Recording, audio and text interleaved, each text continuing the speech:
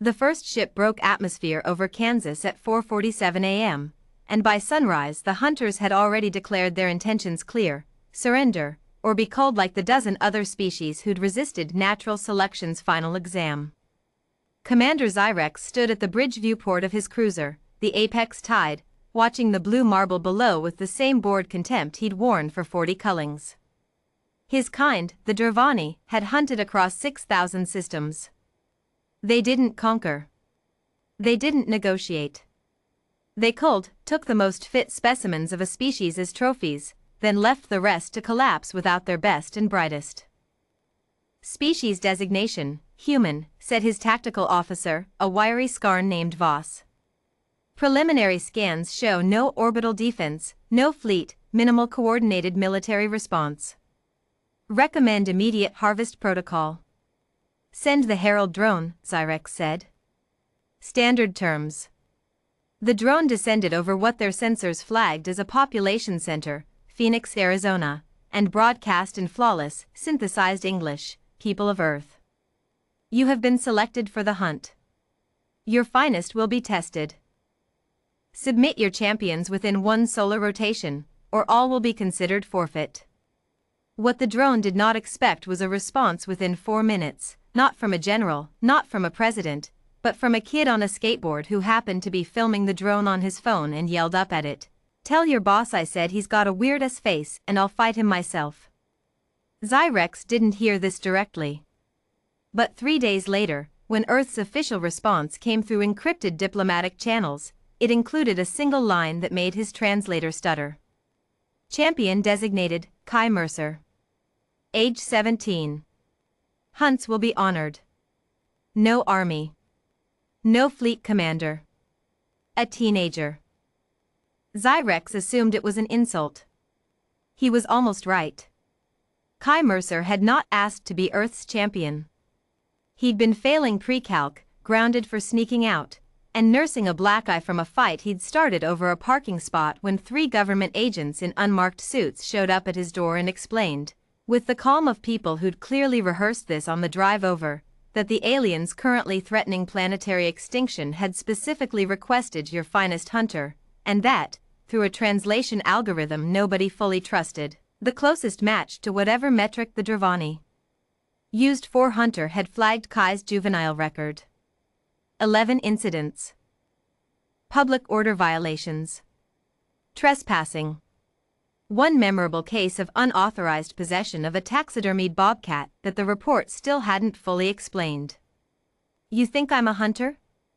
Kai had said, arms crossed, sneer firmly in place.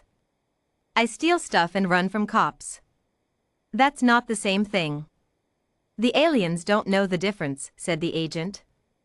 And frankly, son, we're out of options. Kai had grown up in the system, 4 foster homes, 2 group homes, a juvenile facility for 8 months he didn't like talking about. He'd learned early that nobody was coming to save him, so he'd save himself, by any means necessary, slipping through fences, vanishing into crowds, reading people's tells before they knew they had any.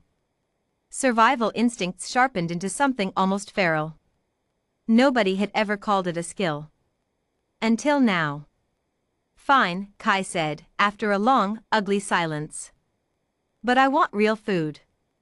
Not MRE garbage. And somebody's gonna owe me when this is over." The hunt took place on a constructed arena world the Dravani called the Reckoning Field, an artificial moon terraformed into shifting biomes: desert, jungle, glacier, ruin. Zyrex met his champion personally, expecting some genetically engineered super soldier Earth had been hiding. Instead, a skinny teenager in a hoodie and busted sneakers stepped off the transport pod, looked Zyrex up and down, 7 feet of armored carapace, 4 burning eyes, mandibles that could shear bone, and said, "You're shorter than I thought you'd be." Zyrex's mandibles clicked in something like confusion. "You understand what is about to occur? You're gonna try to hunt me through some rigged-up fake jungle so you can put my head on a wall," Kai said, shrugging. "Cool. Whatever. Can we just start?" "I didn't eat breakfast." The Dravani had a tradition: the hunter announced terms before the chase, a formality meant to instill proper fear. Zyrex began the ritual recitation. You will be tracked. You will be cornered. You will. Yeah, I get it, Kai said, already walking toward the tree line. See you when you catch me. If you catch me. He vanished into the jungle before Zyrex finished the sentence. What followed should have taken hours. Dravani hunters were apex predators by evolution and augmentation, heat vision, scent tracking across kilometers, reflexes tuned by genetic editing across 40 generations. Zyrex had cornered war criminals, alien royalty, things with 12 legs and acid blood. He had never failed a hunt. He failed to find Kai for 6 hours. The boy who'd spent years learning which alleys had no cameras, which fences had gaps, which adults could be talked past with the right tone of voice, had spent those 6 hours doing the same thing across an alien jungle, reading terrain like he'd read every foster home, every group home hallway, every cop who'd ever chased him. He didn't fight the Dravani's tech. He used the jungle's own confusion against it, false trails through thermal reflective foliage, doubled tracks through mud, decoy scent trails made from torn cloth dragged backward. When Zyrex finally cornered him at a cliff's edge, Kai was sitting calmly on a rock, eating a piece of alien fruit he'd found. Took you long enough, Kai said. You cannot win, Zyrex said, raising a blade limb.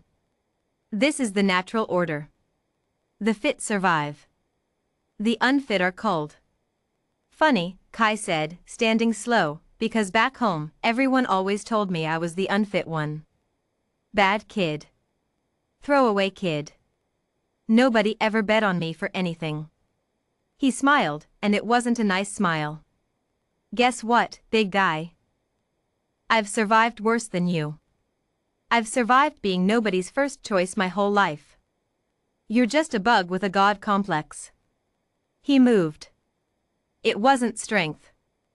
Zyrex outweighed him fourfold. It wasn't speed, not raw speed, Dravani reflexes still edged him. It was that Kai had spent his entire life being underestimated, being told he was disposable, and turning that fury into precision. He slid under the first strike, used the cliff's loose scree to throw grit into Zyrex's optic sensors, and in the half-second of blindness, looped a length of vine, taken from a snare he'd rigged hours earlier, around the Dravani's foreleg joint. Zyrex went down hard. The cliff edge crumbled under his weight. Kai could have let him fall. 40 meters onto jagged rock. Easy. Final. Instead, he grabbed the vine, planted his feet, and held.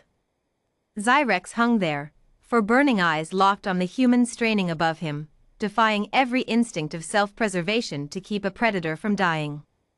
Why, Zyrex rasped, do you not finish it? Kai's arms were shaking. His face was a mess of dirt and blood. He didn't look heroic. He looked exhausted, and human, and 17. Because I'm not the monster you decided I'd be, Kai gritted out. You don't get to call the shots on what I am. Nobody does. Not foster care, not cops, not some bug-faced wannabe god in space. He hauled, muscles screaming, and dragged Zyrex back over the ledge onto solid ground.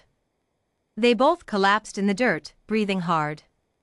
The hunt is forfeit, Zyrex said quietly, staring at the sky. By our law. A hunter spared is a hunter's life owed. Don't care about your law, Kai said. Just don't come back to my planet. Word of the reckoning field spread through Dravani channels before Zyrex's cruiser even left orbit, not as triumph, but as warning. The human species does not fit the metric. They couldn't be predicted, because their fitness wasn't bred or engineered. It was forged out of being told they didn't matter, and refusing to believe it. Earth was marked, in the oldest hunter registries, with a designation that had never been used before: do not engage, unpredictable variable. Kai went home. Failed pre-calc anyway. Got grounded again within a month for sneaking out to check if the aliens left anything cool behind. But sometimes, late at night, he'd look up at the stars and think about a 7-foot alien hanging off a cliff, staring up at him with something that might have been respect. Nobody bets on the throwaway kid, he muttered once, to no one. Until he's the last one standing. The stars didn't answer. They never had. But for the first time, Kai didn't need them to.